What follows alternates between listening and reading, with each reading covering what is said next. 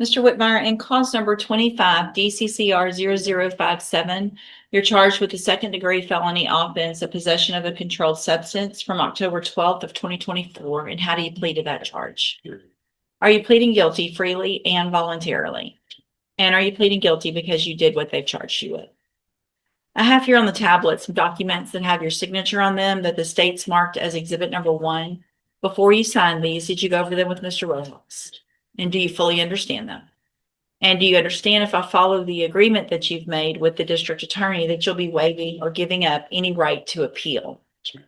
Do you also understand, if you're not a U.S. citizen, that a plea of guilty or no contest may result in your deportation, exclusion from admission to the country, or denial of naturalization under federal law? State tenders number 1. No objection. It's admitted. Is there any evidence that Mr. Whitmire is not competent? No, Your Honor. All right, sir, I'm going to find that you entered your plea of guilty freely and voluntarily, find that you're mentally competent and you understand the nature and the consequences of your plea, find sufficient evidence to find you guilty, and at this time find you guilty of possession of a controlled substance, sentence you in accordance with your agreement to a term of 3 years in the institutional division of the Texas Department of Corrections. You will receive credit on that for any time that you've been in custody that the law gives you the right to receive. I'm going to sign a dismissal as part of this plea agreement and cause number 25 DCCR 0056. I've handed you the trial court certification that shows this was an agreement that I followed, so you waived your right to appeal. I also handed you a written admonishment regarding your ineligibility to possess a firearm or ammunition. Just thinking about yesterday, and this is a possession case, so I'm not sure how it applies. But because of the judgment entered against you, you could be ineligible to possess a firearm or ammunition. Possession of a firearm or ammunition could lead to charges against you. If you have any questions about the laws that make you ineligible to possess a firearm or ammunition, or about how long that lasts, you can talk with Mr. Rojas and read that document carefully. All right, you can go back with the bailiff. Thank you. See, and so am I going to have to start? And this is cause number 25 DCCR 1019. Mr. Harmon's charged with aggravated assault with a deadly weapon. And 26 DCCR 0385 charged with assault of a public servant. And what is the announcement? Yes, she wants to trial. I've conveyed that. Is the offer, let's see. Judge, he had previously rejected 15. I re-urged that today. Okay. This is their first appearance with this newer charge Right. that was indicted in March. And my offer was for them to run concurrent. So 15 years in each to run concurrent. Yes, Your Honor. And so when we've gone over this before, Mr. Harmon, when it was just the one case, that if you're found guilty in either of these cases, the range of punishment would be that of a habitual offender, if that prior criminal history is correct, which means your minimum punishment would be 25 years in prison up to 99 years or life. And you understand that? Yes. And you understand the offer of that 15 years is now for both cases to run concurrently or at the same time. You understand? And you want to go forward on both of those cases to trial. Is that correct? Yes, I was wanting time though to hire an attorney. My people are going to give me an attorney. So here's what I'm going to do, just because this has been going on for some time. Obviously, if you get an attorney hired, they can step in at any time. They need to do that as quickly as possible because I'm going to move your cases to the trial docket. Yes. Mr. LeBlanc will begin preparation for trial.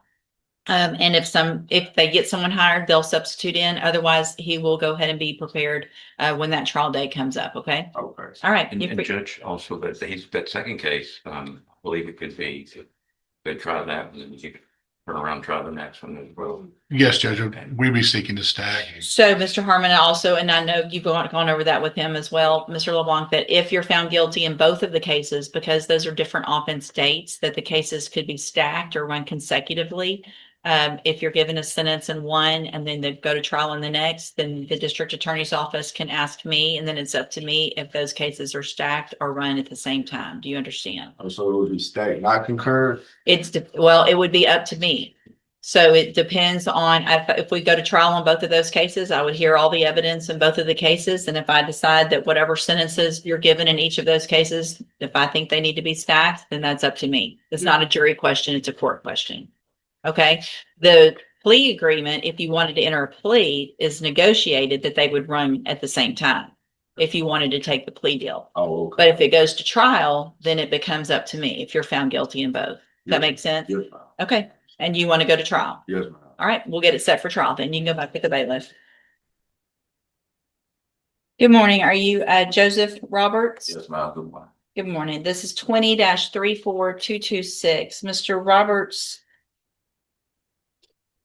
Looks like you were on probation for the felony offense of driving while intoxicated, and that you were placed on probation November 30th of 2020. That was a 7-year term in prison that was probated for 7 years. Some of the allegations, it looks like there is an additional driving while intoxicated charge from April 26th of 2026. Curfew issue, operating a vehicle without an ignition interlock device, and then some minor fees. Mr. Nix has filed a motion asking that I set bond in your cases. Currently, there is no bond. He's also handed me, it looks like there was a 30-day treatment at Level Up Treatment, Texas, that you went to April 26th through May 29th of this year. Mr. Roberts, best you can, raise your right hand, please, sir. Do you swear or affirm the testimony you're going to give in this hearing will be the truth, the whole truth, and nothing but the truth? Yes, ma'am. All right, thank you. Mr. Nix? Your Honor, we'd ask that the court set a reasonable bond. My client's willing to forfeit his right to drive. He would wear a SCRAM device, comply with any curfew set by the court. As the court can see, he did not have any issues on the probation for several years until he picked up this new offense.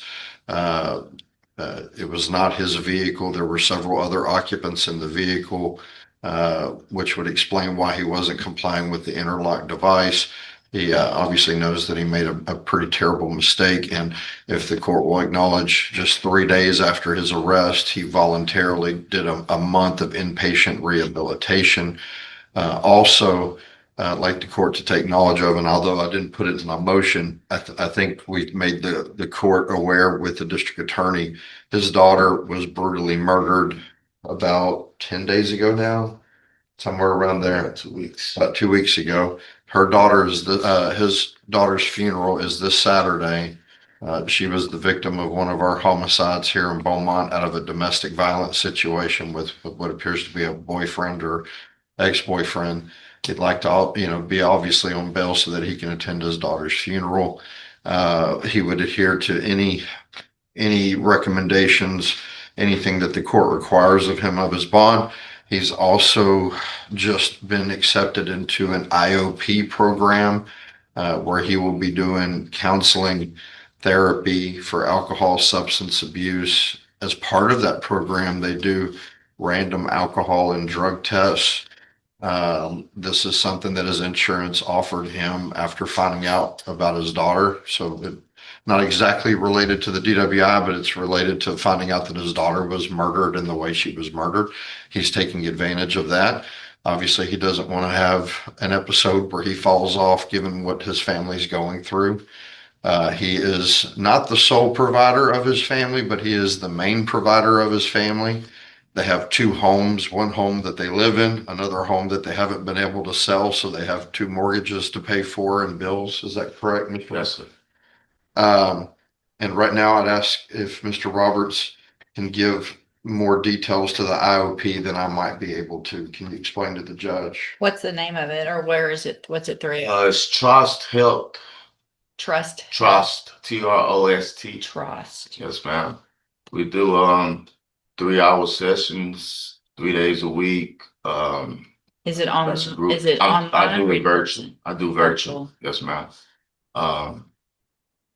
They do the random drug screening once a week, and we get a therapy session with a counselor also throughout the week. How do you do your random drug screen? They send an Uber and bring me to Quest on 9th Avenue.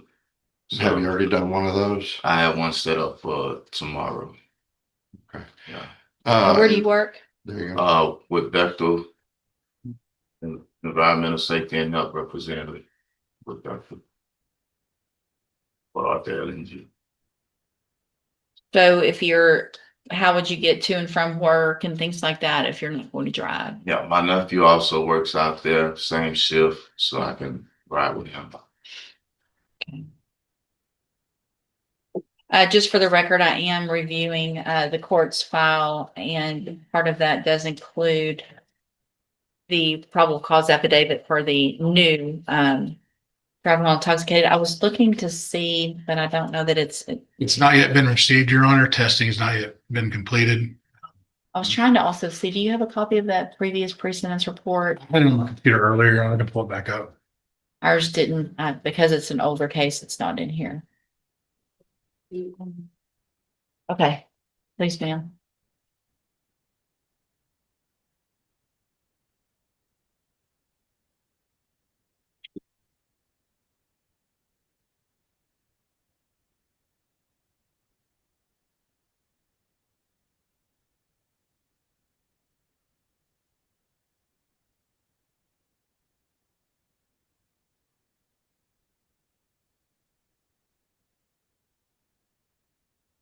I guess an issue that I have that we're gonna have to talk about, so Mr. Roberts signed a no driving agreement with probation March 19th.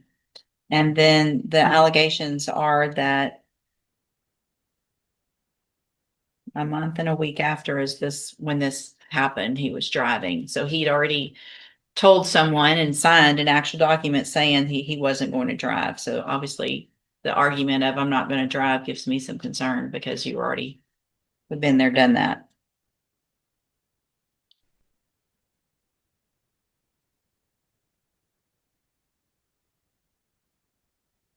How many set of keys do you own? Man. No, to your No, car, oh, just, I have one, my wife have one. for the same car? Yes, sir. We'd be willing to turn over both sets of keys. Wasn't driving his car on this date. Fair enough, Judge. So I'm not saying I'm not going to set it a bond, but these are the concerns that obviously there was something going on that I'm not quite sure about, but obviously there was something going on for there to be a no motor vehicle drive form Yes, ma'am. signed a month before. So there were some concerns already. I have previous PSI. for Sounds that. like it's coming as well over here. Thank you, Mr. Nichols.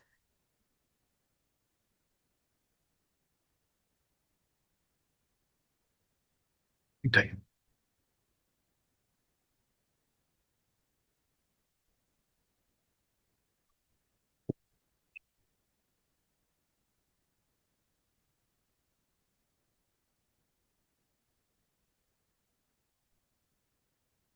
Mr. Nichols, what's your position? Judge, I'd reviewed Ms. Molfino's email correspondence with the court and with Mr. Nix talking about her position on this case. We are not opposed to a reasonable bond being set.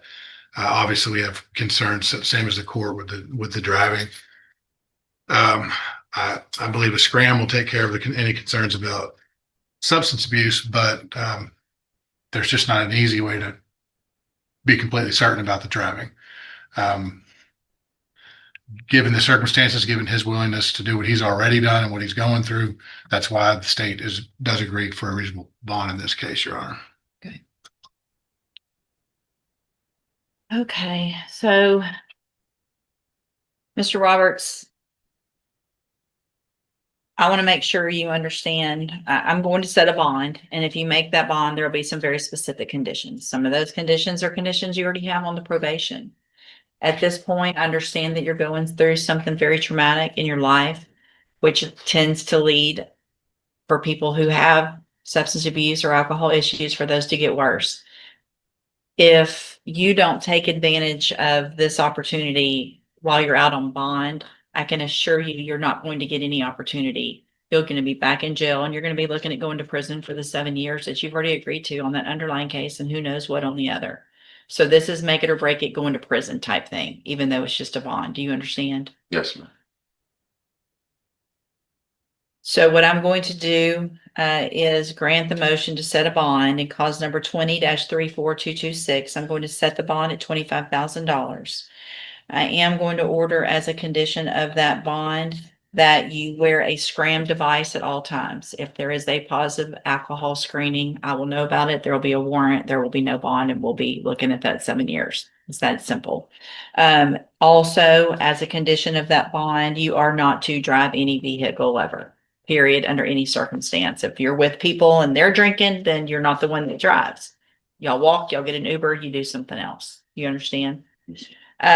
Also, I am going to order as a condition of your bond that you, and really, I want it to be a condition of probation as well, to modify your conditions of the probation you're currently on, to order that you can, continue that program, the IOP through Trust Health. I want proof of that, verification of that sent to your probation officer, each week or whatever you can do. If it's online, you should be able to print something out, to send to them to show that you're doing the 3 hour meetings, as well as any drug or alcohol screen that you get done. You need to get those results also to your probation officer. Okay. Yes, ma'am. So that'll be a condition of bond as well as your probation.